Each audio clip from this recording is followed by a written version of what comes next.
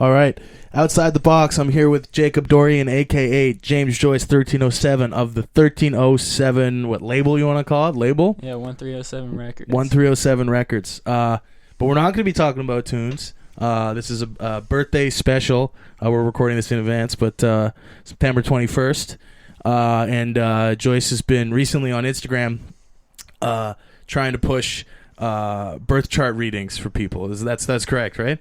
Yeah, I do birth chart readings. So we're gonna do me. But first, let's talk about that world of astrology. I'm inherently cynical towards pretty much anything, specifically the more mystical and esoteric, like astrology. But I've talked to plenty of people who I respect about it, who have learned to find sort of answers or at least interest in it. And who were initially skeptical of that world of astrology. So tell me about how you learned to find interest in it, because you've been into it for about 2.5 years now. Does that sound about right? Yeah. It's pretty basic. I would describe how I got into it for most of my life. I didn't, have an interest in it in the sense that I didn't understand it. I didn't think it worked. I never really looked into it. Something in my life, maybe it was where I was at with school and with my personal life and the art that I was making, I started to get interested in it and I started to look into it. It's really one of those things, the more you look into it, the more it makes sense and starts to add up. And after a few months of that, I realized that I really wanted to go into it and really study it and really learn it so I could use it practically in my life. So what were your main speaking broadly texts that you studied or whatever that got you to understand it better beyond your newspaper clippings and all that? Yeah, there's a few books. A really good one I found, I think it was written around 1900, it was called From Pioneer to Poet, and that just kind of outlined the astrological archetypes really well for me, because one of the first things you want to understand about astrology are the 12 different types and, what is unique about each one of those types. That book, From Pioneer to Poet, really illustrated that for me. Right. Because I've always found the Myers-Briggs fascinating. Yeah. Right. And I see astrology as perhaps a bit more of a submissive version of the Myers-Briggs, right? But in a good way, because Myers-Briggs is based on your own perception of yourself, whereas astrology is based on sort of the universe's perception of you, right? Yeah, no, that's definitely an interesting characterization of that there. It's modern astrology is very rooted in Jungian psychology and the type of psychology that was really coming together in, through the 40s and 50s and 60s, and definitely post-war kind of. Yeah, definitely the focus of modern astrology, you would say, is pretty aligned with the goals of psychology and kind of unpacking what's in someone's unconscious, what's in someone's mind, what's below the surface. Is definitely really useful in that regard. So you'd say it's sort of a blend between the psychological, the science, and perhaps the mythological, right? Yeah, you could say that. You could say that and astronomical also. Yeah, it's a merger of those ideas for sure. It definitely has a practical use in a practical psychological use. Yeah, but it predates a lot of those theories and concepts. Yeah, it predates science. It predates psychology. It of course is in a lot of senses kind of synonymous with astronomy. Astrology started to emerge when people started to look at the stars, and that was a really long time ago, millennia ago. Yeah. The Egyptians had astrology, the Babylonians had astrology. The Greek Hellenistic system of astrology is still one of the most useful systems of astrology, and that's thousands of years old. So when you read a birth chart would be described as your sort of entire sign profile? Yeah, you could look at it as a psychological profile. What it is most simply, though, is just the position of the planets and the signs in relation to you at your moment of birth. And what that ultimately determines for you, right? Yes. Okay. So let's do it. Okay, so I was born, for reference, September 21st, 1995, Winnipeg, Manitoba, which I believe is Eastern Standard Time. Yeah, I think it's it's 2 hours from British Columbia. Yeah. At 6 a.m. in St. Boniface Hospital. Yeah, that's the information I gave Jacob going into this. So let's get it. What's all right? So the most basic kind of information I'm looking at when I look at a birth chart, and what we're probably going to be mostly sitting with today, is called the big three, and that would be your sun sign, your ascendant sign, and your moon sign, which in your case, you have a sun sign or a sun in Virgo, an ascendant in Virgo also, and a moon in Leo. Okay. So, we'll start with the sun sign is the one defined by your yearly birthday, correct? Yes. So that's the September 21st. Makes me a Virgo. Yeah. If you're born in, was it May, you're a Taurus, and et cetera, et cetera. Yeah. Right? So, yeah, explain to me what that means. So a sun sign in Virgo. The sun represents kind of your primary life force, or what we'd most commonly call it would be the ego. In your case, as a Virgo, this is manifest as a drive to craft.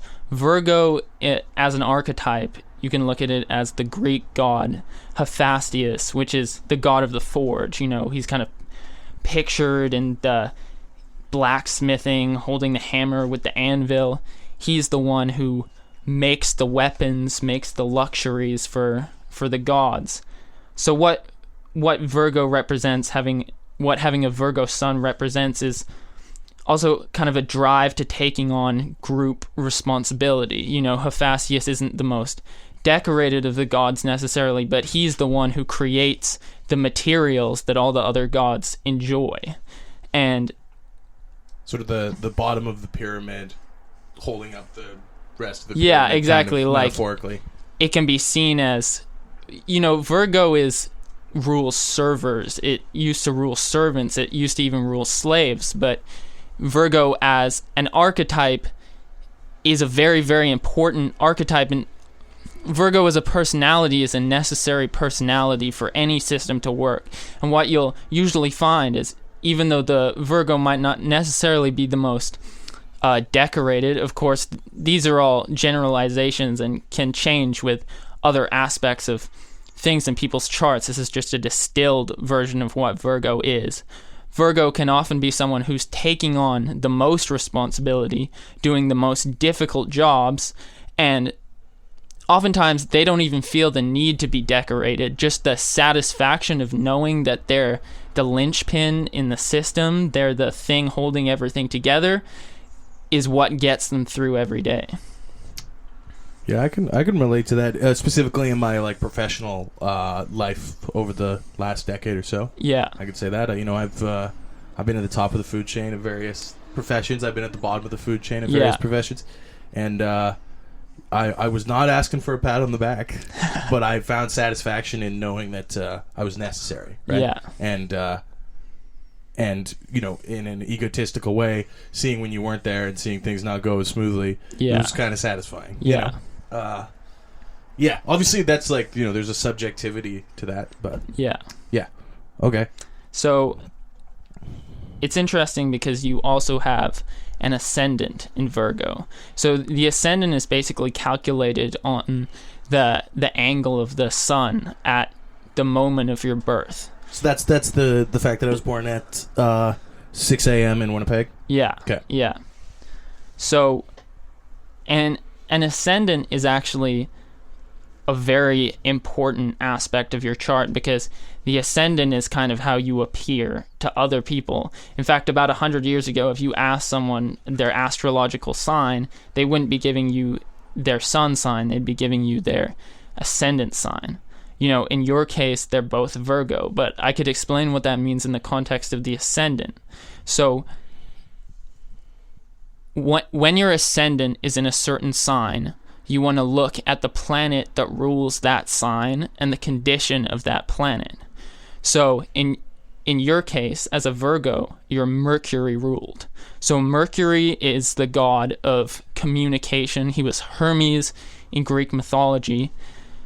Simply put, having a Virgo ascendant means you're Mercury ruled, and that will show that others will perceive you as a communicator, someone who carries information, someone who is a courier of data, of ideas, right. of that type of thing. Apt for radio. Yes, of course. Yeah, no, that would be something that comes to mind. Yeah. So, talk to me about if you had a. So I assume it's I guess a 1 in 12. What's 12 times 12? Like there's a 1 in, I don't know what 12 times 12 is. I can't do that fast, but that's the chance of having a matching ascending and a matching sun and ascendant. Yeah, I believe it would be a 1 in 144 chance. Okay.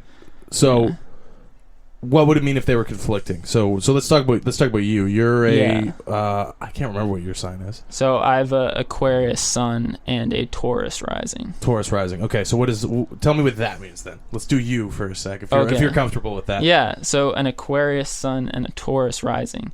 So to start with my rising, to show you the planet that I'm ruled by, in contrast with you, a Taurus ascendant person is a Venus ruled individual rather than a Mercury ruled individual. That's actually squared with my Aquarius sun. So my rising, there's tension with my sun sign, because as a Taurus rising, it's kind of very earthy, it's an earth sign, it's very sensual, it's romantic, it's Venusian. Right. Whereas Aquarius is a Saturn-ruled air sign. It's very detached. It's very cold. It's very looking at things from above. Whereas sort of omniscience. Yeah, it's looking at things from above, you could say, Aquarius. Whereas Taurus is the center of gravity right in the mix. So I would say for myself, with the rising sign and the sun sign, there's some conflict. Actually, with your Virgo sun and Virgo rising, they're very comfortable together, because as a Mercury ruled individual, that Virgo sun has a chance to really shine through your ruling planet. So you'll appear to someone as a Mercury ruled person, but you'll also have your ego itself is also very connected to Mercury, very connected to that information, that communication, that right. mental activity. So if you're X sign and X sign matches, does that mean that generally you are comfortable with yourself? Would you say would you say that's always the case? If you're Gemini, or if you're Sagittarius, does that mean that you inherently embody it in full, or is there still an internal conflict even if they match? I would say, you know what I mean? Yeah, I would say it's definitely not inherent. There's definitely a lot of cases where there's still plenty of tension in realizing your full self. I would say, however, there's a natural flow in terms of your ego and how you present right. to others. There's not really a conflict between how you feel, how you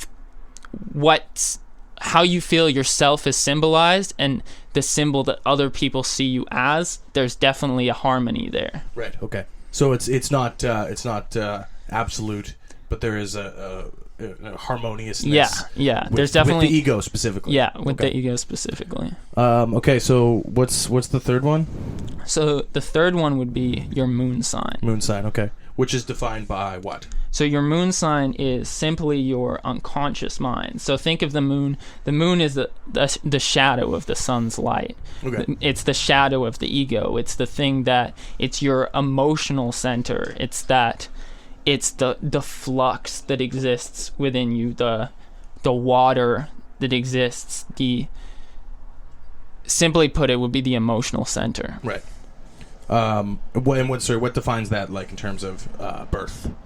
Okay, so it's the position of the moon in relation to where you are. Okay, so yeah, so you would calculate that based on, because how does the moon move? So the moon's a pretty fast-moving body compared to the other planets. So it only takes a few days for the moon to travel through a sign.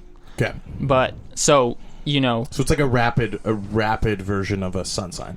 Yeah, in a sense, they do symbolize different things, but the sun and the moon are inherently connected. Okay, so in a year, you would rotate through the dozen signs many more times than you would. Oh yeah, right? Yeah, that is correct. Okay, so what is mine again? What is it? So you have a Leo moon. Leo moon. So okay. this is interesting because this is kind of a flip on those Virgo traits we were talking about. Leo is the king. Leo is the expressive, creative, top of the pyramid, walk in the room, everyone looks. It's that natural charisma, natural leadership qualities. In your case, it is unconscious, so it's the moon rather than the sun. However, those qualities might be maybe less immediately noticeable, particularly because for you they're in the 12th house, which is kind of a hidden place, but those qualities still exist. What does that mean? What does the 12th house mean? Is that what does that mean? So I've heard about this before, but I don't recall. The 12th house is so there's 12 houses essentially. It's the last house. Leo is the last, so because Leo would be a December birthday if it was your sun sign? No. It would rotate based on your ascendant. So it's basically an axis. Yeah. So your ascendant is the point of your first house, basically. It's your rising. And the 12th house is, think of it the time immediately before your birth. Okay. So everyone's going to have a different placement of the houses based on their rising sign. Okay. And furthermore, the 12th house specifically is a place that could be seen where a lot of karmic lessons are going to be learned, because this is the last house. This is the final house. This is a place where there's going to be a lot of learning associated with that planet in that placement. That Leo moon is going to be something that is challenged, essentially, in the 12th house. So the houses, what you could be a Taurus in the 12th house, right? Yeah. Okay. True. So that's like another factor, I suppose. But but you only apply the houses to your moon sign, correct? No, you would apply the houses. So I could tell you, like, for instance, your Mercury is in Libra in the second house. So that house, the second house, is a really nice house. You also have a Venus co-presence there, which is exalted in Libra. So I could say from that aspect of your personality, your rising, your communication, the way you appear to others as a communicator in Libra, which is a Venus sign with a Venus co-presence in the second house. I'm on the cusp of the Virgo Libra too, by I think 3 days. Is that right? 4 days? Yeah, it would be something like that. But this is specific to your Mercury. Okay. So this isn't to do with your sun necessarily, right. But that's a very positive thing I would look at with it being in the second house, because the second house is the house of money. It's the house of career. Right. So with that Mercury rising with a Venus co-presence in Libra, that's a benefic placement. So I would say in that second house with your Mercury, you're likely to have a lot of success and you're likely to make a lot of money with those Mercury related things. Whereas your Leo moon in the 12th house, it's more likely that you're going to experience events that challenge you with that aspect of your life, with your unconscious mind exhibiting those leonine behaviors. How that's expressed is going to result in challenges that you learn a lot from, rather than that second house with Venus in Libra, which is very gentle. It's going to be a lot of good things coming to you in a very kind of natural way. Right. It's not going to be a place where you have to really fight. Whereas that Leo moon in the 12th house, there will likely be fights or conflicts that you have to overcome. And what do those conflicts relate to? If the second house relates to money, career, I guess those are like very tangible. Yeah. It's very like tangible riches, if you will, right? That's interesting because the 12th house is almost the house of intangibles. It would be spiritual learning, very much. So that's where I will face more challenges. Yes. According to my birth chart. Yeah. Okay. I'd say that's true for the most part. I'm not a wealthy man, that being said, but but life is long. Life is long. Hopefully. Yeah. Okay. So is there like an overarching read that you have in general in this, or? Well, if I were to give an overarching read, I would say lean into your Mercury. Lean into your communication skills. In Libra, you want to even lean into the diplomacy, the politicking, those aspects, and money will flow from that space. If I'm looking at a place where I would say this is a natural thing that's going to come to you, that you're naturally going to express yourself this way, and it looks like there's a lot of blessings that will be bestowed if you focus on that area of your life, that's what I would point to, is your communication, your Mercury-related aspects. Yeah, I do have a great interest in, contemporary diplomacy, considering the insane social media world we live in right now. Yeah, right? I would also point out the Mercury rules, expression. Kanye, the Gemini, that is a Mercury trait. I've always been infatuated by Geminis. All the Geminis I know are people I have that's excellent conversations with, like every single one of them. Of course, and that's a mercurial connection, and that would come from for Mercury, there's a real Miles increase. Davis is a Gemini, right? Is that correct? I'm not sure, but you might well be correct. Yeah. I don't know off the top of my head, though. Okay. What is endemic to Mercury is mental activity. So you're always going to have ideas flying through your head at a rapid rate. And in a lot of senses, that's the Mercury challenge, because if you get overwhelmed by those ideas, you'll kind of fall into a neurosis, and that's, Yeah, that's something I've learned recently. Is to allow ideas to flow freely. Yeah. And this is a philosophy I've had for a long time. And it's that all ideas are equal. Some just take more time. Yeah. You know what I mean? Like you might I've done stupid stuff like the Sailor Moon reviews, right? Yeah. And that's like it's something that takes a long time to do. But I see it as equal as things that take less time, like making rap music with you. It takes much less time than the Sailor Moon reviews. But I see those ideas as equal, even though that other one takes more time and is sillier. You know what I mean? Yes. So that's like, but that's a fucking, I can't swear on the radio. That's fine. I'll censor it. That's like a hard pill to swallow, though, because it's very easy to see the success of something that takes less time, like making music, and seeing the lack of success in something that takes way more time. But like internal success is way more valuable than external success, in my honest opinion. Yeah. And it's great to see big play counts. It's great to make money from something creative that you've worked on. But it's more important for you to go, man, what I did was dope. Yeah, and see, that would definitely be a difference in philosophy. Being ruled by Venus and Capricorn, I'm very, and with my Ascendant being Taurus, I place a lot of stock in good things that are tangible. Yeah. And I know we fundamentally disagree on that. We've talked about it before. But you could even see that conflict in the charts played out. And that is, at the end of the day, this is a mercurial trait, to always be having ideas, to be giving each idea their due. And, that's the one thing you need to be aware of, is always having an outlet for those ideas so they don't bog you down. Right. Okay, so something I've always found interesting about astrology too is you can go with the sun sign is the main sign, right? The one that people that's what you're on blank, right? Yeah, if someone's asking what's your sign, you typically give them your sun sign. Okay, so who do I disagree with? In terms of which sun signs do you have tension with? Yeah. As a Virgo? Yeah. So you could look at that in which signs are squared or opposed to Virgo.